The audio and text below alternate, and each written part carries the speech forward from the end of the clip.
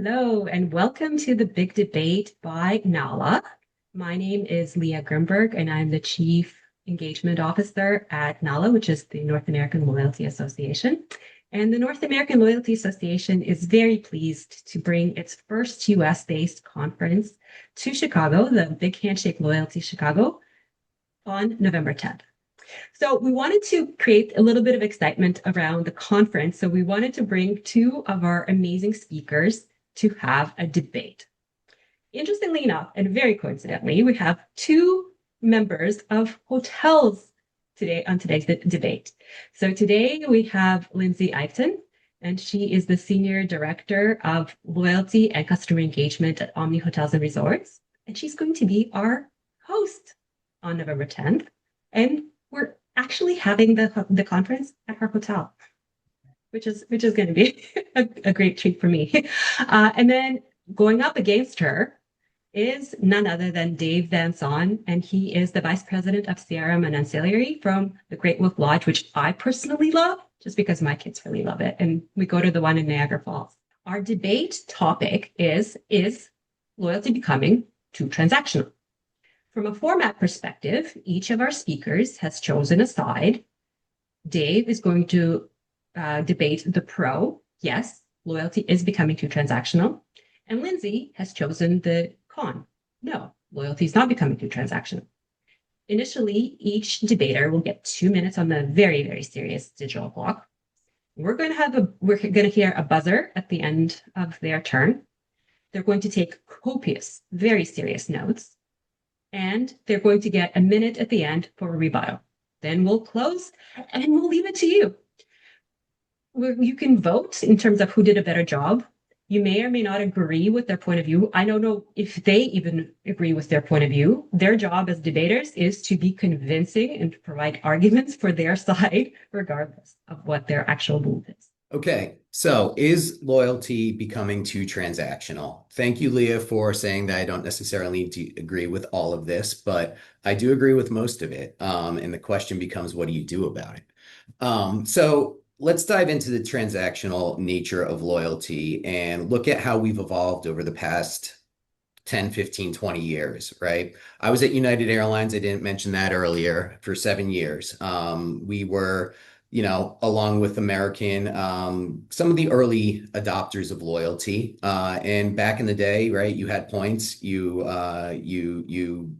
gathered them and you used them. But over time, a couple things happened. One is we started getting into devaluations. We started getting into opacity of values of points. And it started becoming harder and harder to see where the value was coming from with your points.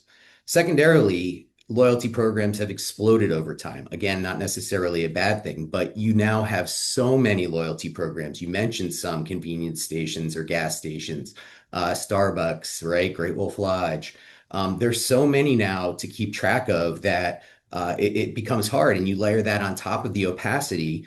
And really, where's the value coming from? And then the third thing that we have going on is we have aggregators and social media feeding into this. So I can go into Credit Karma, an app right now that's tracking all of my loyalty as well as credit card points, who are another new player into this, and telling me who I should be using to fill up at that gas station. And should I be doing that, or should I be using my United card or maybe a Chase Sapphire card? And I couldn't agree more about the current state of the loyalty economy. There are a lot of devaluations going on. There's a lot of confusion and lack of transparency. Programs, especially in the public sector, are having to make tough choices about the P&L of loyalty programs for them to be able to be sustainable.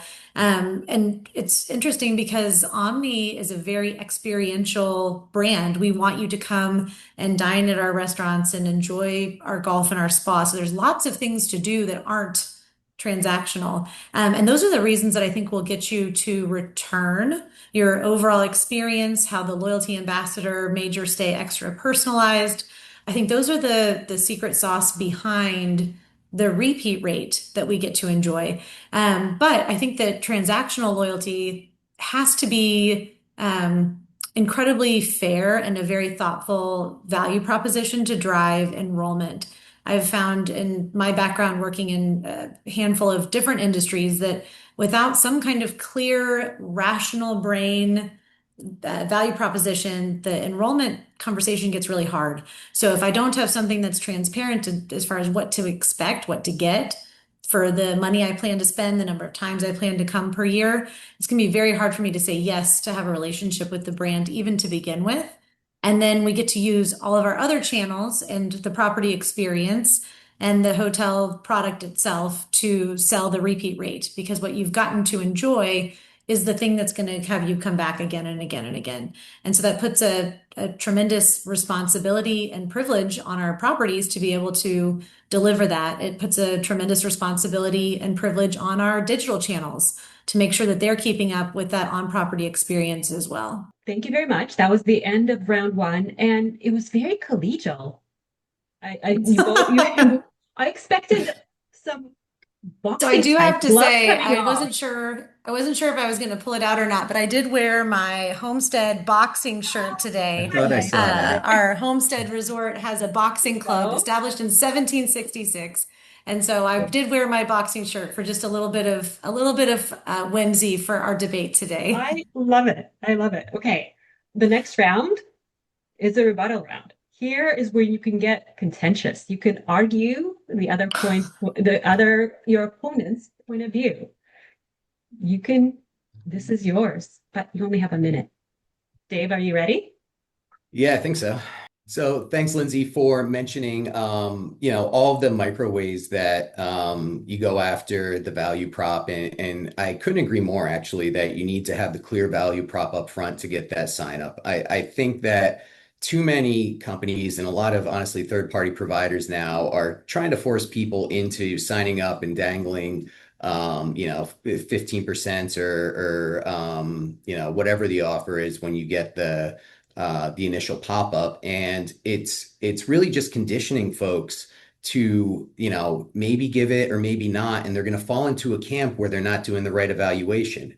And I just worry that, with those sorts of tactics and really, chasing a single conversion, loyalty is just getting too transactional, and we're training customers to expect so much up front, but then not to evaluate for the repeat. So it's funny because one of our best performing offers at a brand I worked for previously was the welcome reward.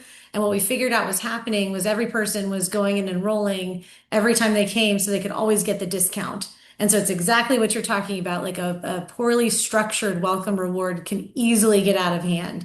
Another retailer I worked at in my background actually gave out 15% coupons at the door because everybody was so eager just to get the discount. And as consumers, we have been trained, and you mentioned even previously, like we have at our disposal all of the ways to maximize our shopping and our engagement across our brands.